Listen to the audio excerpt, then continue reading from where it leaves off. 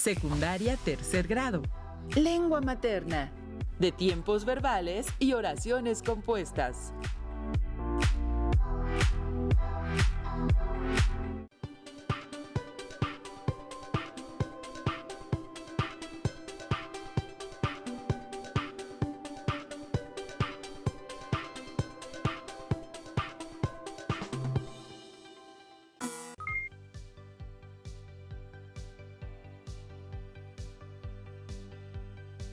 Bienvenidos todos y todas a la estrategia Aprende en Casa 3. Esperamos que esta sesión sea muy enriquecedora.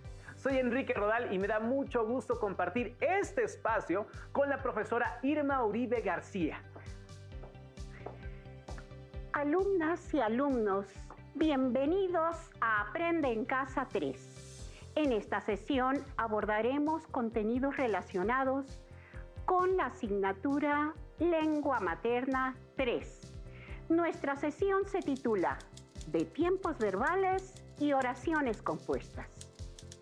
El aprendizaje esperado que estudiaremos es: elabora informes de experimentos científicos utilizando adecuadamente el vocabulario técnico, los tiempos verbales y la concordancia sintáctica. Asimismo, el propósito en el que centraremos nuestras actividades y análisis será analizar tiempos verbales en oraciones compuestas. Los materiales que vamos a utilizar en esta sesión son su siempre confiable cuaderno, su bolígrafo, libro de texto. Y les sugiero que en la medida de lo posible tomen notas y registren las dudas, inquietudes o dificultades que surjan durante el planteamiento de las actividades que realizaremos. Estas las podrán resolver después de la sesión al consultar su libro de texto o al reflexionar en torno a los retos que se propongan antes de concluir esta sesión. Así que, sin más preámbulo, ¡comencemos! Profesora, tengo una duda. Cuando escribimos, ¿podemos usar los tiempos verbales como queramos? Tu pregunta es muy amplia. ¿Por qué te surgió la duda? Bueno, el otro día una prima mía que estudia secundaria me pidió ayuda para revisar su informe de experimento científico. Muy bien por tu prima. Es importante darnos el espacio para revisar nuestros textos. Yo también lo hago. Pero, ¿me estabas contando? Sí, no se preocupen. El caso es que estaba leyendo con ella y me enseñó lo siguiente que había escrito en su introducción. Si queremos planear una dieta para balancear la cantidad de energía que nos proporcionan los alimentos y la cantidad de energía que gastamos en las actividades diarias y el trabajo que realizamos, será necesario conocer cuánta energía nos proporciona cierta cantidad de alimento. Cuando yo leí esto, me preguntaba si no sería mejor de la siguiente manera.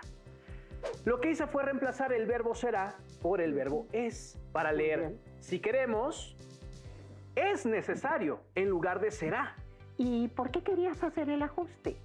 Porque me di cuenta que el primer verbo queremos está en presente y me di cuenta de que será está en futuro.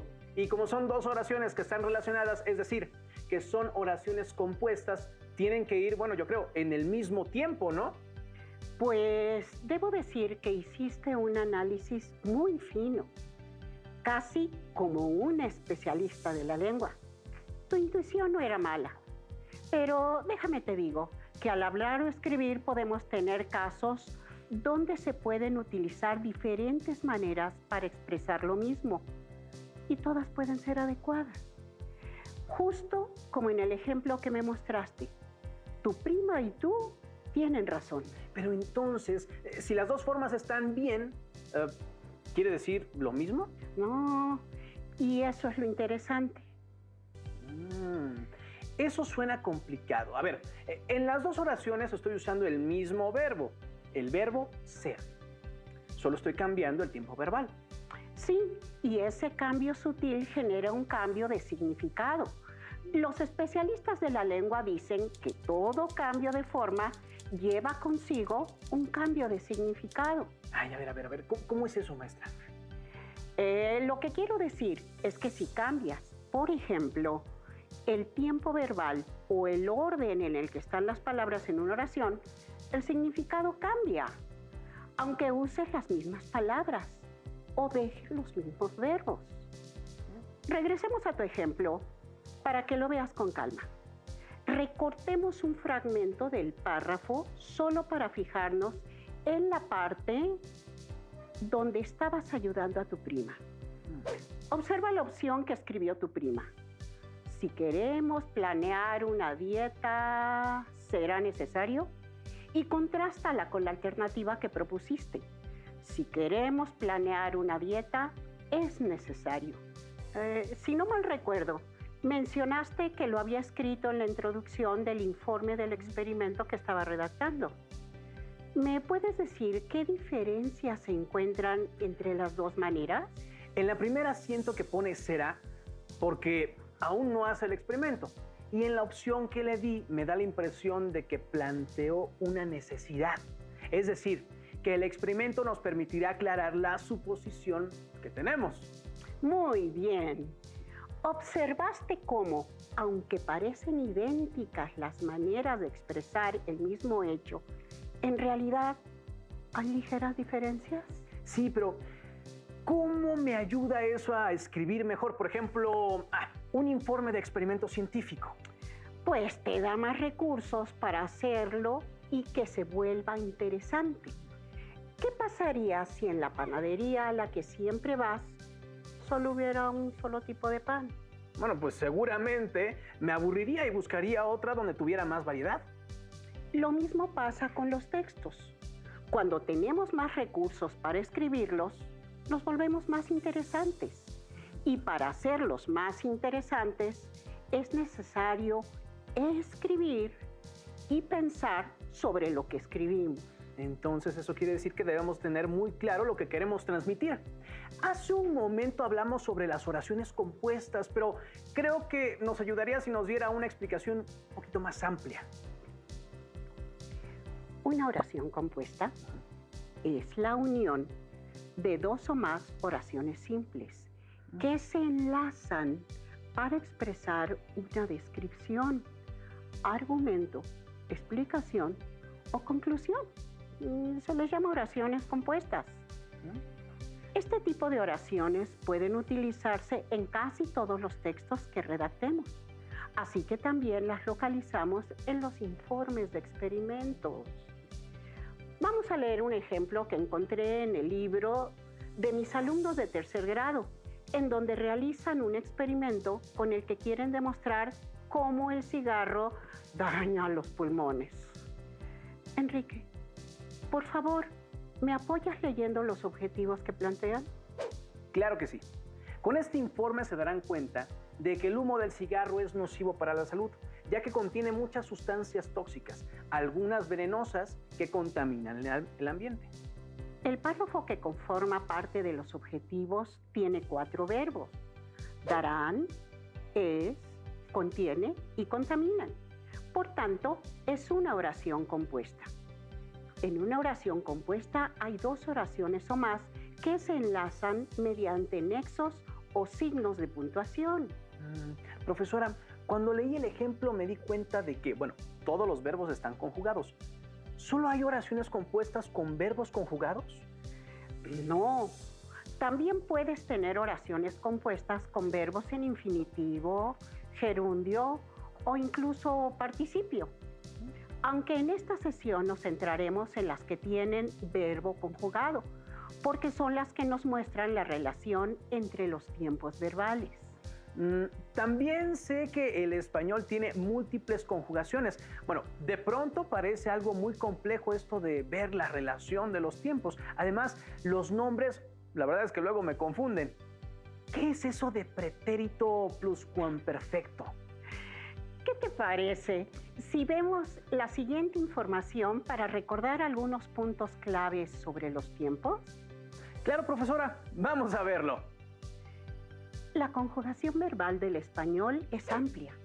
El español cuenta con 3 modos verbales que nos indican la actitud del usuario ante lo expresado. Cada modo posee distintos tiempos. Para nombrarlos, se emplean 2 nomenclaturas o estilos: Uno llamado terminología académica, que es la que emplean las academias de la lengua española en sus obras, y otro que popularizó el poeta, filólogo y político venezolano Andrés Bello en su obra Gramática de la lengua castellana, destinada al uso de los americanos, escrita en 1847, obra aún imprescindible en los estudios sobre la lengua española. En el modo indicativo hay un total de 10 tiempos: 5 simples, presente, pretérito, imperfecto o copretérito, pretérito perfecto simple o pretérito, futuro simple o futuro condicional simple o postpretérito. Los tiempos compuestos del indicativo son pretérito perfecto compuesto o antepresente, el pretérito pluscuamperfecto o antecopretérito, el pretérito anterior o antepretérito, el futuro compuesto o antefuturo y el condicional compuesto o antepostpretérito. En el modo subjuntivo, por su parte, hay 6 tiempos. 3 de ellos son simples: presente, pretérito imperfecto, pretérito y futuro simple o futuro. Por su parte, los tiempos compuestos son pretérito perfecto compuesto o antepresente, pretérito pluscuamperfecto o antepretérito y futuro compuesto o antefuturo. Finalmente, el modo imperativo solo se usa en tiempo presente. Profesora, hice cuentas y vi que tenemos 3 modos y un total de 17 tiempos verbales. Es cierto, aunque no se usan todos al escribir informes de experimentos. Algunos porque de por sí son muy escasos, como los futuros simple y compuesto del subjuntivo o el pretérito anterior de indicativo. Profesora, ¿y entonces hay que usar la terminología académica para llamar a los tiempos verbales? Se puede usar tanto la terminología académica como la de Andrés Bello. En esta sesión seguiremos la primera, pero cualquiera de ellas es adecuada, siempre y cuando se utilice de forma consistente. ¿Y dónde vamos a encontrar esas oraciones compuestas en los informes de experimentos científicos, maestra? Las vas a encontrar donde necesites describir una situación o explicar un procedimiento, plantear hipótesis o dar argumentos. Entonces, eso significa que es más probable que las encuentre en la introducción, objetivos, descripción del procedimiento y conclusiones. Es correcto. ¿Y qué es en lo que tenemos que fijarnos, maestra? ¿Recuerdas la sugerencia que planteaste sobre el informe que te enseñó tu prima? Sí. Me comentabas que le dijiste que el primer verbo estaba en presente, así que el otro verbo tenía que estar en presente. Sí, es cierto, sí. Lo que pasa es que los verbos en las oraciones compuestas nos pueden plantear una relación de anterioridad, simultaneidad o posteridad. En tu lectura, la simultaneidad tiene relevancia. Por eso consideraste que era mejor redactar los verbos en presente. En cambio, la forma como lo escribió tu prima destacaba posteridad. Es decir, entre una suposición y su posible efecto hay una diferencia de tiempo. Uy, maestra, eso se está poniendo bastante interesante. ¿Nos puede mostrar algunos ejemplos de estas relaciones de simultaneidad, anterioridad y posterioridad? Claro. ¿Me ayudas con la lectura? Claro que sí. La clorofila que se encuentra en las plantas puede extraerse. Vamos a ver si te acuerdas en qué tiempo están estos verbos. Puede está en presente. Y encuentre también está en presente. Muy bien. Ambos se encuentran en presente, solo que puede está en modo indicativo y encuentre en modo subjuntivo. Profesora, pero ¿qué no estábamos viendo el tiempo? ¿Qué tiene que ver el modo? Bueno, esto se está complicando bastante. No te inquietes. ¿Recuerdas qué es el modo verbal? Sí, sí, sí. Es la forma en que los verbos nos hablan de la actitud del usuario ante lo que dicen o escriben. Y si no mal recuerdo, el indicativo tiene que ver con las cosas que se consideran ciertas. El subjuntivo con lo hipotético. Y el imperativo es un tipo de deseo al que puede obligar a otro. Pero aún así no veo la relación. Cuando planteas una hipótesis o un deseo, este no se comprueba al mismo tiempo que lo dices o lo expresas. Ah, entonces las hipótesis nos hablan de un futuro. Mejor dicho, de un momento posterior al que se expresa la situación hipotética. ¿Qué te parece si vemos a detalle la oración compuesta del ejemplo anterior? Sí. La clorofila que se encuentre en las plantas puede extraerse. El verbo encuentre está en presente de subjuntivo, mientras que puede está en presente de indicativo. Es decir, y encuentre también es algo que ocurre después de que yo lo digo, igual que la acción puede extraerse. ¿Y hay otra manera de expresarlo? Muchas más, cada una con diferentes matices. Observa, la clorofila que se encontrará en las plantas puede extraerse. En este ejemplo se plantea como un hecho el que se va a encontrar clorofila en las plantas. La clorofila que se encuentra en las plantas podrá extraerse.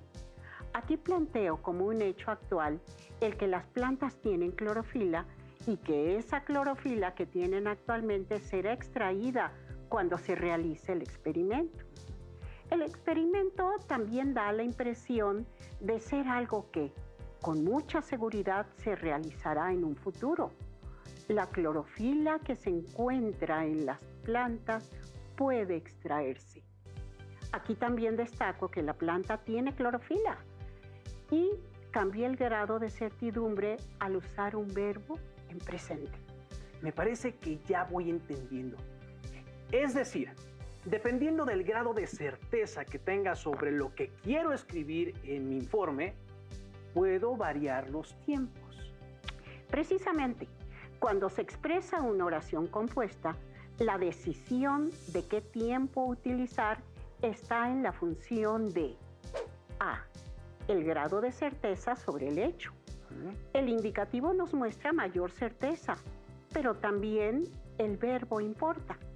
Por ejemplo, un verbo en futuro es más incierto que uno en presente o el pasado, porque bueno, el futuro no lo conocemos. B, el tipo de relación temporal que se establece entre los hechos referidos, es decir, si son sucesivos o simultáneos. C, si la acción es anterior o posterior al momento en que se expresa. Por ejemplo, podemos usar el presente para hablar del pasado, como en el presente histórico, o bien para hablar de un futuro del cual tenemos certidumbre que ocurrirá. Estos tres factores los hemos analizado en los ejemplos previos. Adicionalmente, hay dos factores que también influyen en la relación que se puede observar entre los tiempos verbales en una oración compuesta. D, el significado del verbo. E, el tipo de oración compuesta. ¿Y cómo influye el significado del verbo y el tipo de oración, maestra? Para responderte, veamos el siguiente ejemplo.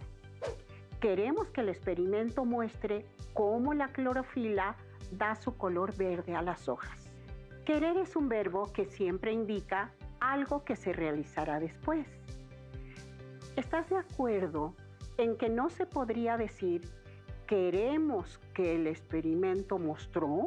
No, eso no es posible, maestra.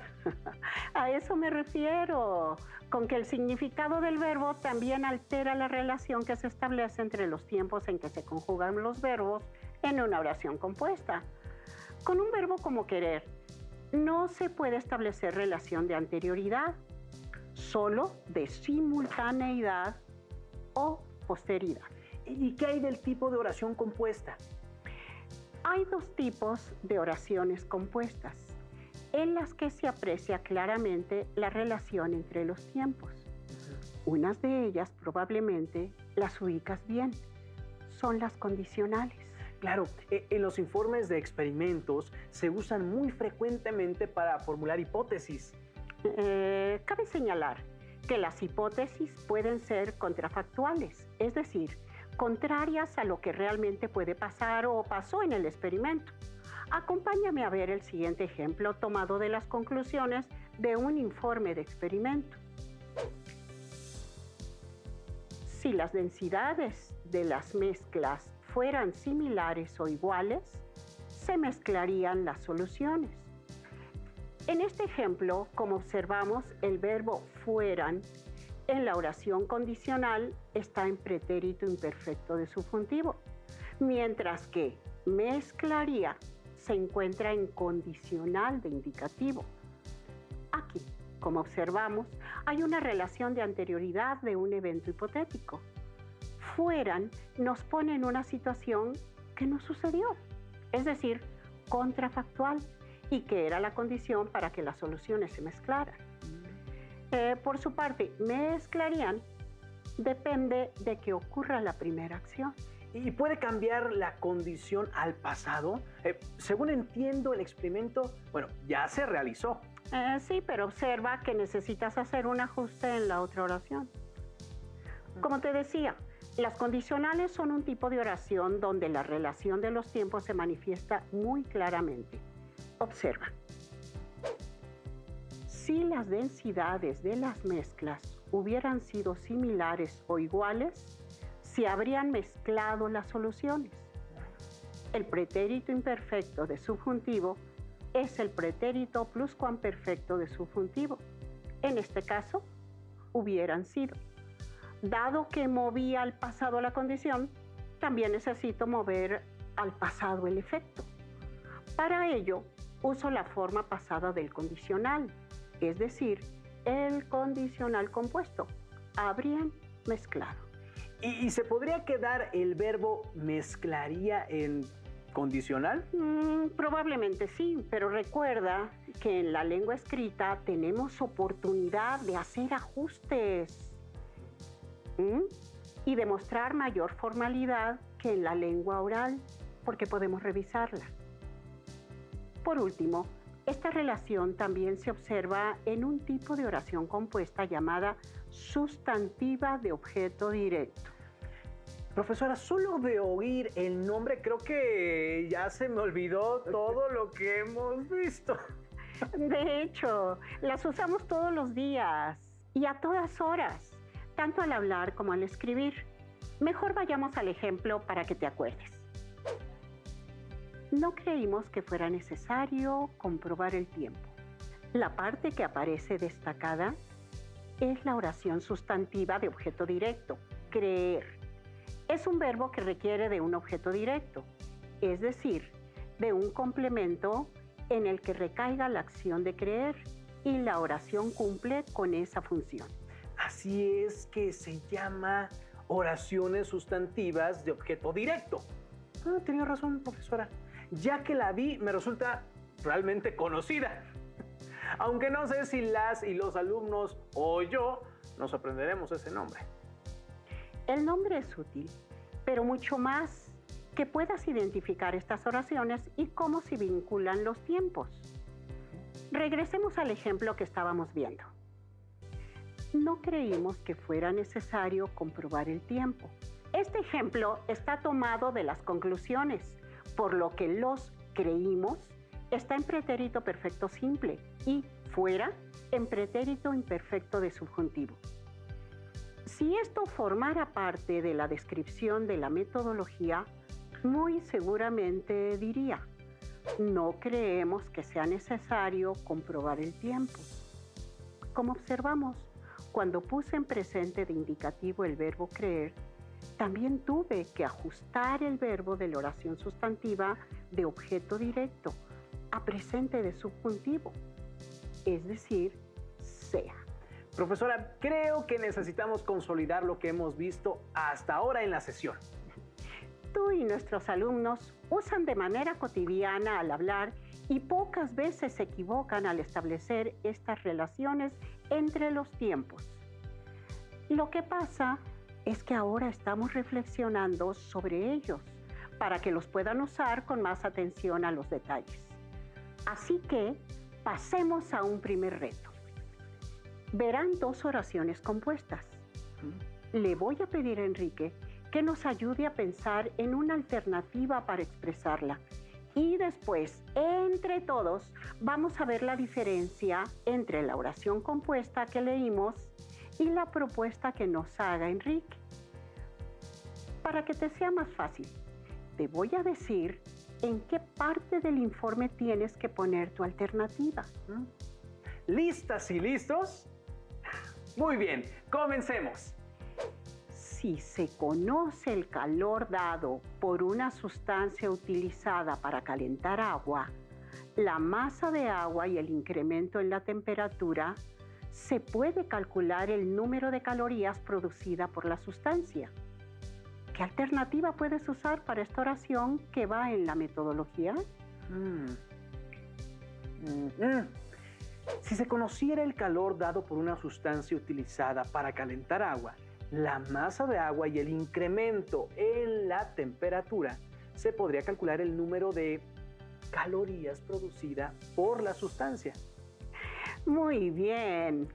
Con tu alternativa volviste más hipotética la oración, usando conociera en pretérito imperfecto de subjuntivo y podría en condicional simple de indicativo. Vamos con un ejemplo más. Perteneciente a las conclusiones. Esto provocó que la solución de color morado fuera la más densa. Bueno, aquí yo cambiaría a... esto provoca que la solución de color morado sea la más densa. Muy buena opción. ¿Qué observas en ella? Bueno, pues da la impresión de que sigue siendo algo con certidumbre, pero el presente genera la idea de que siempre que se realice el experimento pasará lo mismo. Yo no lo podría haber explicado mejor. Como vieron, la información descriptiva que se presenta en el informe de un experimento detalla lo sucedido y lo explica con los datos necesarios para comprenderlo. Para redactarlo de forma más eficiente, es importante tener diversas maneras de usar los tiempos verbales para precisar el sentido de lo que queremos escribir. El reto final es que busquen el ejemplo de informe de experimento que tiene su libro de texto. Elijan un párrafo, identifiquen las oraciones compuestas y subrayen los verbos. Identifiquen el modo y tiempo en que están conjugados y reflexionen sobre el sentido que ofrecen los verbos en las oraciones compuestas. Muy bien, hemos terminado. Muchas gracias por acompañarnos. Agradezco a la maestra Irma Uribe por dirigirnos en esta sesión y esperamos vernos pronto en Aprende en Casa 3. ¡Hasta la próxima!